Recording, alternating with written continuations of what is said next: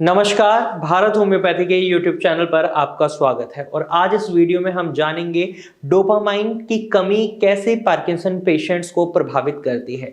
इस बात को समझने के लिए हमें ये समझना होगा कि डोपामाइन करता क्या है। और आई होप आप सभी को जो भी पार्किंसन से सफर कर रहे हैं उनको अब तक पता चल गया होगा कि डोपामाइन की कमी की वजह से पार्किंसन में दिक्कतें बढ़ती हैं।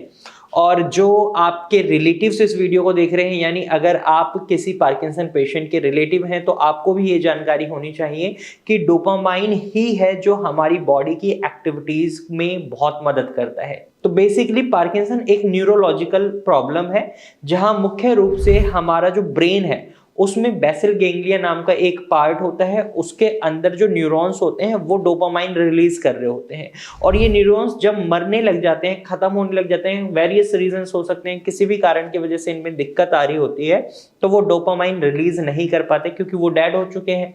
डोपामाइन की मात्रा कम हो जाती है। और डोपामाइन क्या है? डोपामाइन एक न्यूरोट्रांसमीटर है जो हमारे ब्रेन से हमारी मसल्स की एक्टिविटीज को, हमारे मूड को और जो भी मोटर मूवमेंट्स होती है उनको कंट्रोल करता है। यानी ब्रेन अगर कोई भी ऑर्डर करेगा हमारा, तो ये डोपामाइन रिलीज होकर हमारी मांसपेशियों में, हमारे मूड में जो भी चेंजेस आते हैं, मोटर मूवमेंट्स जो होती हैं, वो सारी डोपामाइन की वजह से होती हैं। अगर आप बहुत ज़्यादा खुश होते हैं तो डोपामाइन बहुत ज़्यादा बनता है, और अगर आप स्ट्रेस में रहते हैं तो डोपामाइन की कमी हो जाती है।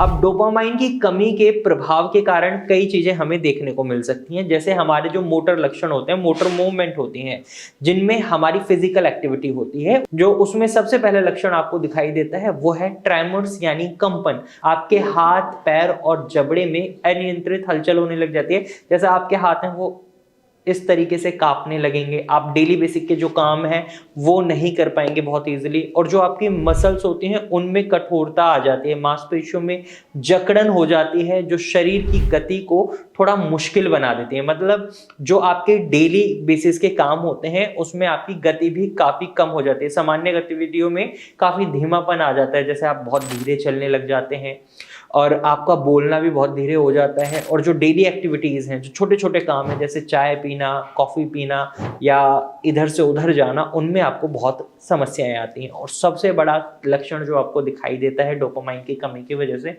वो होता है संतुलन की समस्या, यानी पोस्चरल इनस्टेबिलिटी। चलने या खड़े होने में अस्थिरता आ जाती है, यानी पेशेंट बहुत आराम से चल नहीं पाते। जब वो वॉक करते हैं तो कई बार वो गिर जाते हैं क्योंकि वो अपने वेट को मैनेज नहीं कर पा रहे हैं। और दूसरा बड़ा लक्षण जो दिखाई देता है वो होता है गैर मोटर लक्षण, यानी जहां आपके बाहरी शरीर में कोई बदलाव नहीं नजर आ रहा है आपको, लेकिन इंटरनली आप उन चीजों को फेस कर रहे हैं, जैसे डिप्रेशन और एंजाइटी। डोपामाइन की कमी की वजह से मूड से संबंधित समस्याएं होती हैं, जैसा कि मैंने आपको बताया। तो डिप्रेशन और एंजाइटी एक बहुत बड़ा कारण होता है। जब डोपामाइन कम होता है तो डिप्रेशन और एंजाइटी होने के चांसेस बढ़ जाते हैं। वहीं नींद की समस्याएं हमें पार्किंसन पेशेंट में बहुत कॉमनली देखने को मिलती हैं। पार्किंसन रोगी अक्सर रात को सो नहीं पाते, कई बार उनकी आंखें खुल जाती हैं। जब भी वो सोते हैं तो प्रॉपरली उनको नींद नहीं आ रही होती और बहुत कम समय के लिए सो पाते हैं क्योंकि डोपामाइन की कमी होती है। वहीं डोपामाइन की कमी की वजह से जो आपके शरीर के अंदर पाचन तंत्र है वो खराब तरीके से काम करता है, मतलब डाइजेस्टिव प्रॉब्लम्स हो सकती हैं, ब्लड प्रेशर बढ़ा हो सकता है, पसीना बहुत ज़्यादा आ सकता है।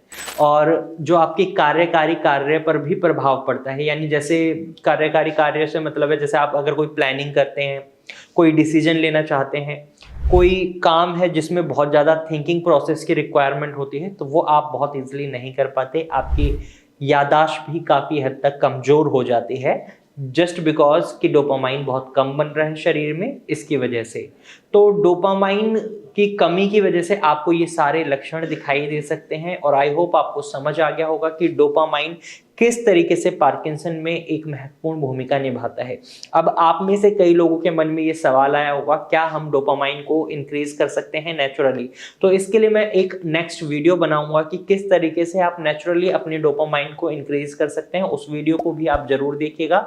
और अगर आपको ये वीडियो पसंद आई है तो इस वीडियो को लाइक कीजिएगा, और ऐसी ही इंफॉर्मेशन के लिए आप हमारे चैनल को सब्सक्राइब भी कर सकते हैं। Thank you for watching.